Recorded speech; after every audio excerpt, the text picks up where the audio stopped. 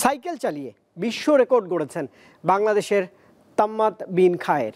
প্রাকৃতিক প্রতিকূলতার মাঝে দৃঢ় মনোবল কাজে লাগিয়ে এভারেস্টের বেস ক্যাম্পে উড়িয়েছেন বাংলা লাল সবুজ পতাকা। এখন তার লক্ষ্য পার্বত্য এই পথের 4টি চূড়ায় আরোহণ ও 3টি গিরিপথ অতিক্রম করা।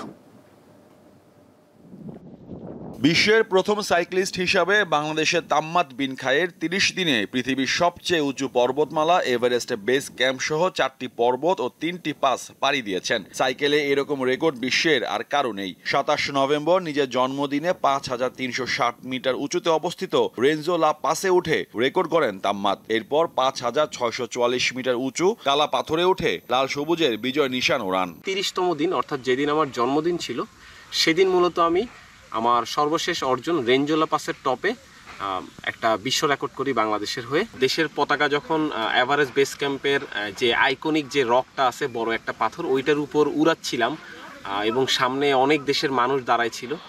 এটা একটা প্রাউড মোমেন্ট ছিল আমার জন্য। তার বাড়ি গোপালগঞ্জ হলেও বেড়ে ওঠেন চট্টগ্রামে। বিশ্বব্যাপী বিভিন্ন প্রতিযোগিতায় দেশের হয়ে অংশ নিয়েছেন তিনি। 2016 সাল থেকে শুরু তাম্মাতের সাইক্লিং। ছোটবেলা থেকে আমার মধ্যে একটা চঞ্চলতা ছিল এবং এই ধরনের আউটডোর স্পোর্টস অ্যাডভেঞ্চারের প্রতি আমার একটা ভালোবাসা কাজ করত।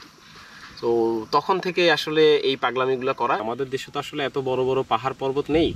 তো আর আমি আমার লাইফে কখনোই 5500 মিটার উঁচুতে সাইকেল নিয়ে কিংবা হেঁটে যাওয়ার সৌভাগ্য আমার হয় নাই। সো ডিফিকাল্ট ছিল এটা। দেশে 64টি জেলায় সাইকেলে ভ্রমণ করে রেকর্ড করেছেন এই তরুণ। প্রথম বাংলাদেশি হিসাবে নেপালের ইস্ট ওয়েস্ট হাইওয়ে সাইক্লিং অভিযান সম্পন্ন করেন। ভারতের দীর্ঘতম জাতীয় মহাসড়ক হয়ে কাশ্মীর থেকে কন্যাকুমারী সাইক্লিং অভিযানে অংশ নেন তিনি। এই ধরনের পর্বতের কাছে আমরা আসলে খুবই ক্ষুদ্র, অতএব এখানে আপনার নিজেকে যত শান্ত রাখা যাবে, যত ধৈর্য ধরা যাবে ততই ভালো। শ্রীলঙ্কা তো আসলে একটা কোস্টাল কান্ট্রি, এটা চারদিক দিয়ে আমি একটা চক্কর দিব, অর্থাৎ পুরো দেশটাকে আমি চারদিক দিয়ে একবার চক্কর দিব। প্রায় 1800 কিলোমিটার পথ, আর ধারণা করতেছি 20 থেকে 22 দিন লাগবে। টেকনাফ থেকে তেতুলিয়া পর্যন্ত সাইকেল চালিয়ে বাজিমাত করেছেন তাম্মাত বিন খায়ের। বাংলাদেশ তৃতীয় আন্তঃবিশ্ববিদ্যালয় ক্রীড়া চ্যাম্পিয়নশিপে ব্রোঞ্জ, 2020 বাংলাদেশ গেমসে রৌপ্য এবং 2022 সালে 41তম জাতীয় সাইক্লিং চ্যাম্পিয়নশিপে জেতেন ব্রোঞ্জ।